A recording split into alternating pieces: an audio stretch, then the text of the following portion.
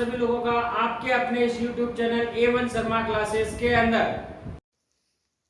Friends, आशा करता हूं कि आप सभी लोग अपने घरों में स्वस्थ एवं सुरक्षित होंगे और आने वाले समय में कंपटीशन की तैयारी कर रहे होंगे, जिसमें महत्वपूर्ण एग्ज़ाम सामने आ रहा है, रीट का कंपटीशंस।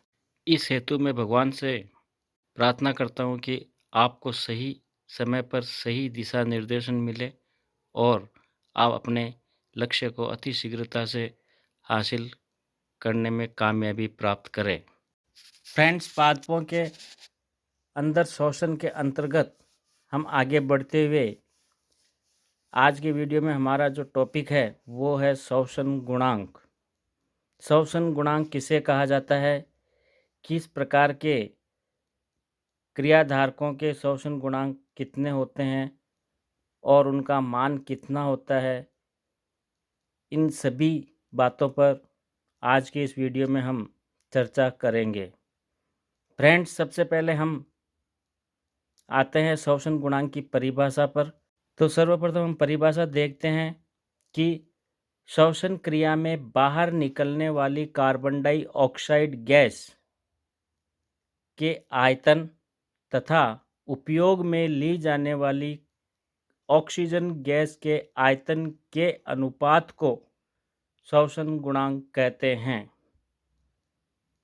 विभिन्न श्वसन क्रियाधारकों के श्वसन गुणांक भी भिन्न भिन्न प्रकार के होते हैं।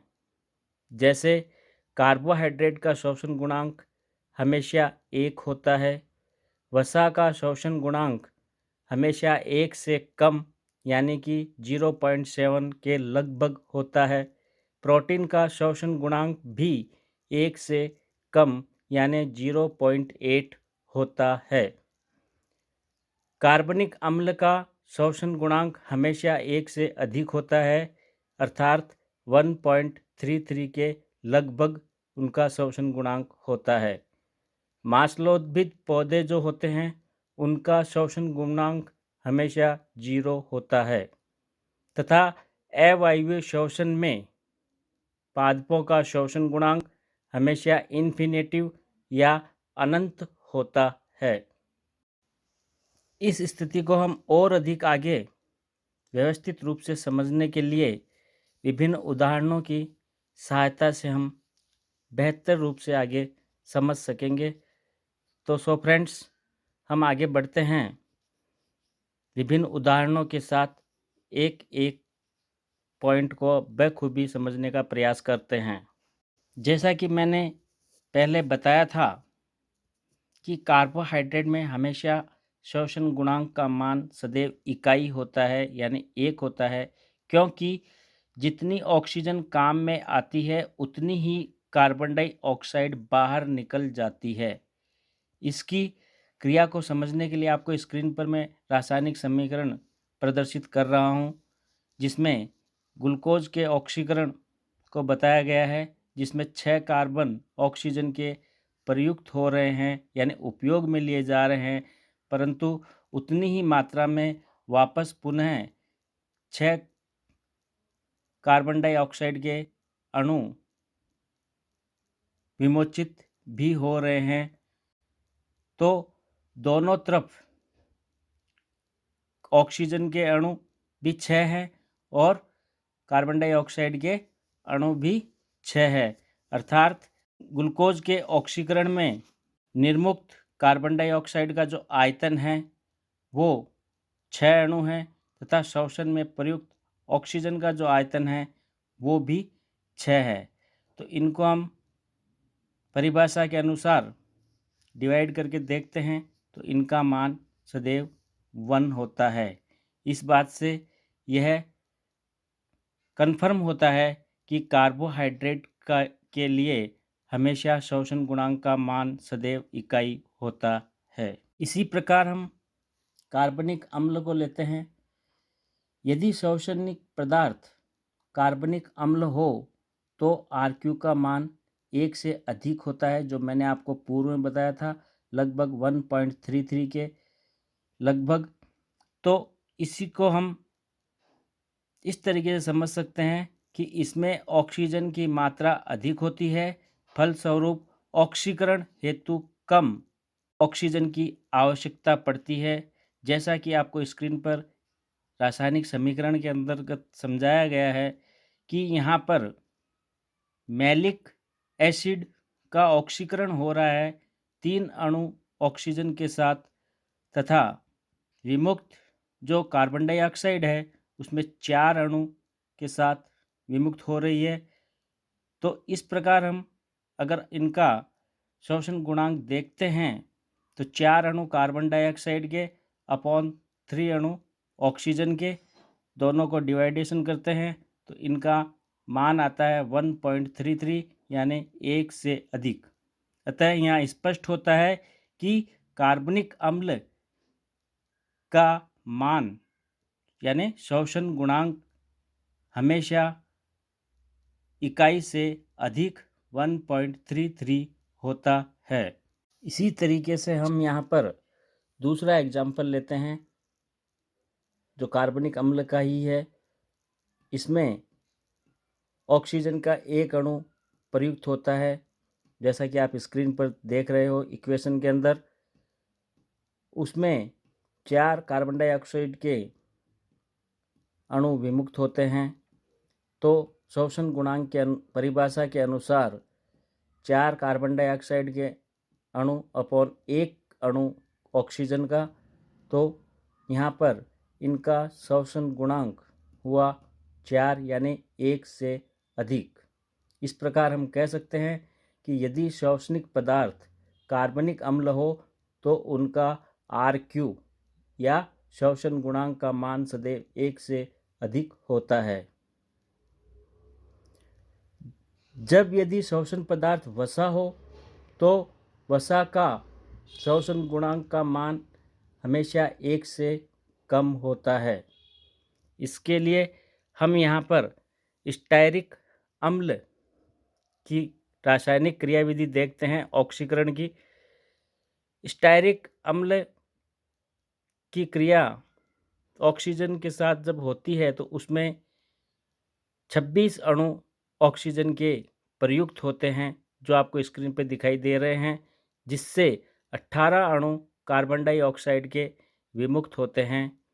तो यहाँ पर शोषण गुणांक हुआ 18 अणु कार्बन डाइऑक्साइड के विमुक्त अवस्था के अंदर तथा 26 अणु ऑक्सीजन के उपयोगिता की स्थिति के अंदर। दोनों का डिवाइडेशन करने पर 0.7 यानी सदैव इकाई से कम इनका मान प्राप्त होता है।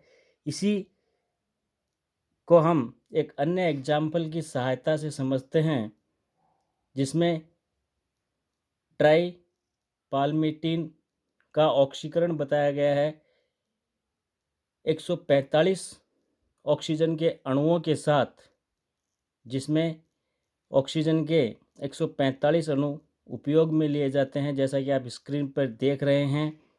उसमें 102 कार्बन डाइऑक्साइड के अणु विमुक्त हो रहे हैं। तो ट्राई पाल्मिटीन का शोषण गुणांक 102 कार्बन डाइऑक्साइड के अणु जो विमुक्त हुए हैं अपॉन 145 ऑक्सीजन के अणु जो उपयोग में लिए गए हैं, दोनों का डिवाइडेशन जब करते हैं तो इनका मान आता है 0.7 यानी 1 से कम। अर्थात शोषण पदार्थ वसा हो तो हमेशा शोषण गुणांक का मान 1 से कम होता है। इसी क्रम में आगे बढ़ते हुए हम प्रोटीन लेते हैं। प्रोटीन पदार्थों के लिए RQ का मान सदैव इकाई से कम होता है, अर्थात 0.8 या 0.9 के लगभग होता है, क्योंकि इनमें भी कार्बन हाइड्रोजन की अपेक्षा ऑक्सीजन की मात्रा बहुत कम होती है। अतः ऑक्सीकरण हेतु अधिक ऑक्सीजन की आवश्यकता पड़ती है। अनॉक्सीशोषण के अंदर अनॉक्सीशोषण में ऑक्सीजन का अभाव होने के कारण O2 का उपयोग नहीं होता है, किंतु फिर भी कार्बन डाइऑक्साइड निकलती है।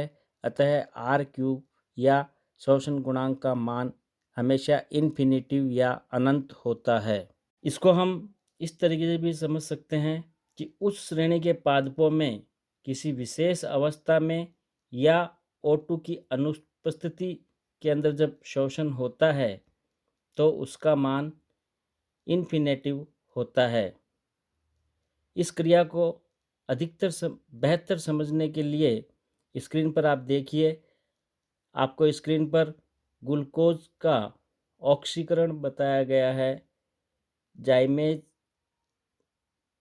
एंजाइम की उपस्थिति में ईस्ट की क्रिया, किण्वन की जो क्रिया होती है उसके अंतर्गत आपको यहाँ समझाया गया है कि ग्लूकोज का यहाँ अनोक्सी शोषण हो रहा है और अनोक्सी शोषण के दौरान यहाँ पर O2 का उपयोग बिल्कुल भी नहीं हो रहा है, परंतु फिर भी दो अणु इस रासायनिक क्रिया के अंदर कार्बन डाइऑक्साइड के निर्मित हो रहे हैं या विमुक्त हो रहे हैं। तो यहाँ पर हम इसका शोषण गुणांक देखते हैं तो विमुक्त कार्बन डाइऑक्साइड के दो अणु अपॉन उपयुक्त ऑक्सीजन के अणु 0 हैं, तो इनका मान सदैव इन्फिनेटिव या अनंत होता है। नेक्स्ट हम लेते हैं मांसल पौधों के अंतर्गत हम देखेंगे कि मांसल युक्त जो पौधे होते हैं वो रात्रि के समय कार्बोहाइड्रेट का अपूर्ण ऑक्सीकरण करते हैं, जिसमें कार्बनिक अम्लों का निर्माण होता है लेकिन कार्बन डाइऑक्साइड का निकास नहीं होता है, जिससे रात्रि में शोषण गुणांक का मान मांसल पौधों के लिए हमेशा 0 होता है। परंतु दिन के समय यही मांसल पौधे कार्बनिक अम्लों का पूर्ण ऑक्सीकरण करते हैं एवं कार्बन डाइऑक्साइड का निकास होता है, जिससे दिन में इनका शोषण गुणांक इकाई से अधिक होता है। यहाँ पर आपको स्क्रीन पर रिएक्शन बताई गई है रात्रि के समय और दिन के समय। तो रात्रि के समय जो रिएक्शन हो रही है उसमें कार्बन डाइऑक्साइड की विमुक्ति 0 है और ऑक्सीजन के 3 अणु यहाँ उपयोग में लिए जा रहे हैं, तो इनका शोषण गुणांक 0 है। और दिन के समय कार्बन डाइऑक्साइड के 4 अणु इस क्रिया में हमें दिखाई दे रहे हैं और उपयोग में 3 अणु ऑक्सीजन के आ रहे हैं, तो इनका शोषण गुणांक 4/3 बराबर 1.33 होता है, अर्थात 1 से या इकाई से अधिक होता है। इसको हम इस तरीके से भी समझ सकते हैं कि मांसलोद्भिद पादपों में जैसे नागफनी में रात्रि के समय श्वसन क्रिया में CO2 गैस नहीं बनती है, क्योंकि ग्लूकोज का अपूर्ण ऑक्सीकरण से कार्बनिक अम्ल बनते हैं। अतः रात्रि में इन पादपों का श्वसन गुणांक का मान हमेशा 0 होता है। पत्तियों का रंग एंथ्रोसायनिन वर्णक के कारण लाल होता है। उनमें कार्बनिक अम्ल का संचय अधिक होने के कारण हमेशा RQ या शोषण गुणांक का मान 1 से कम होता है। यह आपको विशेष रूप से ध्यान रखना है। कई बार एग्जाम में पूछा जाता है कि एंथ्रोसायनिन के कारण लाल पत्ती रंग जो होता है उसका RQ मान या शोषण गुणांक कितना होता है, तो वहाँ आपको ध्यान रखना है हमेशा इस परिस्थिति में इनका मान 1 से कम ही होता है। आशा करता हूँ फ्रेंड्स आप सभी लोगों को शोषण गुणांक यह बखूबी समझ में आया होगा। और अगर किसी प्रकार की कोई क्यूरीज होती है आप लोगों की, तो आपसे रिक्वेस्ट है कि आप कमेंट्स में मेरे से बात कर सकते हैं, पूछ सकते हैं। मैं पुनः आपको इस चीज़ को एक्सप्लेन करने को तैयार रहूँगा। फ्रेंड्स, अभी भी यदि आप लोगों ने मेरे चैनल को सब्सक्राइब नहीं किया है तो आप लोग अति शीघ्रता के साथ मेरे चैनल को सब्सक्राइब कर लीजिए, बेल आइकन को प्रेस कर दीजिए ताकि मेरे आने वाली नई वीडियोस का नोटिफिकेशन आपको तुरंत पहुंच सके और आप उसका शीघ्रता से लाभ उठा सके। So friends, thank you. मिलते हैं नेक्स्ट वीडियो के अंदर, तब तक के लिए बाय बाय।